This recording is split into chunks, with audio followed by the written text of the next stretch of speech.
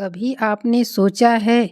अगर नहीं सोचा है तो सोचिएगा ज़रूर इस बात पर और गौर भी करिएगा। अपने बच्चे विकल्प नहीं होते हैं, अपने बच्चे एक पूंजी और आपकी संपत्ति होते हैं। तो इस कहानी पर गौर ज़रूर करिएगा। नमस्कार दोस्तों, मैं हूं उमा सिंह। स्वागत है आपका हमारे चैनल किताबों से दोस्ती स्टोरी में। हम सब सोचते हैं कि बच्चे तो अपने ही होते हैं, लेकिन कभी ये नहीं सोचते कि अगर उन्हीं बच्चों को बार बार दूसरों से पीछे रखा जाए तो एक दिन वही बच्चे हमारे सबसे पास होते हुए भी हमसे बहुत दूर हो जाते हैं। ये कहानी उसी दूरी की है। जिन बच्चों को हमने दुनिया के लिए छोड़ा, वही बच्चे आखिर में हमारे लिए रह गए। भाई भतीजों की तालियों में जिंदगी बीत गई और अपने बच्चों की खामोशी कभी सुन ही नहीं पाए। अपनों से दूरी, ये कहानी बहुत ही इमोशनल और भावनात्मक है। पूरा ज़रूर देखिएगा दोस्तों। गांव के किनारे एक पुराना सा घर था। मिट्टी की दीवारें, टूटी हुई खिड़कियां और आंगन में सूखा पड़ा नीम का पेड़। उसी घर में रहते थे हरिनाथ और उनकी पत्नी शारदा देवी। गांव में दोनों का बड़ा सम्मान था। कारण यह नहीं कि उन्होंने अपने बच्चों को बड़ा आदमी बनाया था, बल्कि इसलिए कि वे अपने भाइयों, भतीजों और रिश्तेदारों के लिए हर समय खड़े रहते थे। हरिनाथ जी के 2 बेटे और 1 बेटी थी, मोहन, सुरेश और छोटी सी राधा। लेकिन गांव वाले उन्हें ज़्यादातर हरिनाथ जी के बच्चों के रूप में नहीं, बल्कि भतीजों के चाचा या भाइयों के सहारा के रूप में जानते थे। हरिनाथ जी का मानना था, भाई भतीजे ही असली परिवार होते हैं। बच्चे तो अपने अपने रास्ते निकल ही जाते हैं। शारदा देवी भी यही सोचती थी। आज अगर हमने भाई के बच्चों का साथ नहीं दिया तो समाज क्या कहेगा। भाई भतीजों की चमक, अपने बच्चों की छाया। हरिनाथ जी की कमाई सीमित थी। खेत थोड़े थे, आमदनी कम थी, लेकिन जितना भी आता पहले भाई के घर जाता। भतीजों की पढ़ाई, बहन के बेटे की शादी, किसी रिश्तेदार का इलाज, हर जगह हरिनाथ जी आगे रहते। मोहन जब स्कूल में था तब कई बार उसने कहा, बाबूजी मुझे भी आगे बढ़ना है, आगे मुझे भी पढ़ना है, शहर के कॉलेज में दाखिला मिल सकता है। हरिनाथ जी ने जवाब दिया, अभी पैसे नहीं हैं, पहले भतीजों की फीस भरनी है, वे ज़्यादा होशियार हैं। मोहन चुप हो गया। उस दिन पहली बार उसे लगा कि उसका हक किसी और की ज़रूरत से छोटा है। सुरेश पढ़ाई में औसत था, लेकिन मेहनती बहुत था। वह चाहता था कि कोई हुनर सीखे। ITI या कोई ट्रेनिंग पर हर बार जवाब वही मिलता, अभी घर की जिम्मेदारियां ज़्यादा हैं। और राधा तो बचपन से ही समझदार हो गई थी। वह माँ की साड़ी पहनकर पूछती, माँ मेरे लिए नई किताबें कब आएंगी। शारदा देवी कहती, अभी नहीं बेटी, पहले मामा के बेटे की शादी है, उसे तो कर लें। समाज की तालियां।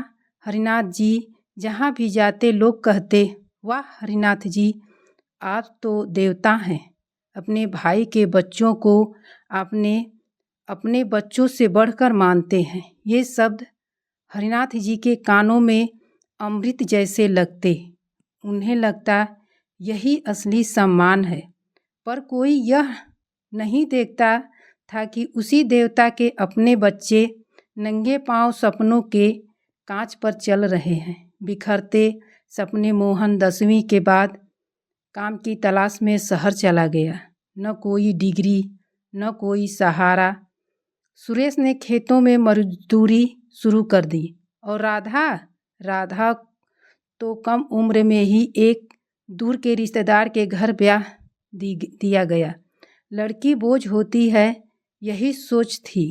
ब्याह के समय भी हरिनाथ जी ने कहा सादगी से करेंगे, अभी भतीजे की दुकान खोलनी है। राधा विदा हुई, आंखों में आंसू और दिल में एक सवाल, क्या मैं भी किसी की बेटी थी?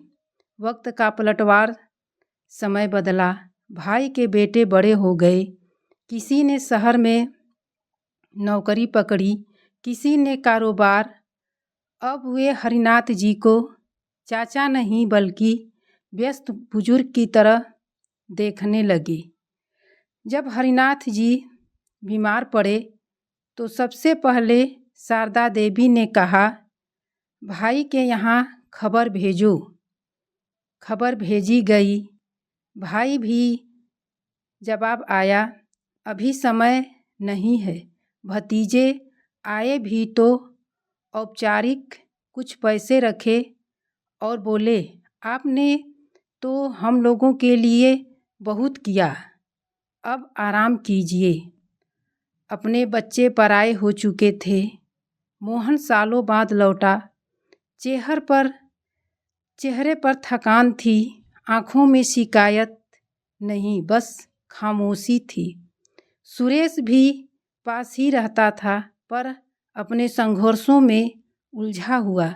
राधा कभी कभार मायके आती पर अब वह भी मेहमान थी।